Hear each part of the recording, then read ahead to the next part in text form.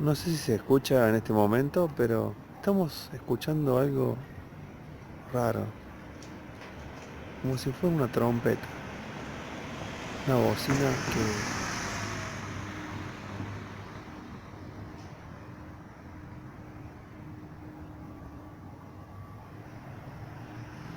que estamos en Córdoba capital a esta hora, aproximadamente llegando a la medianoche.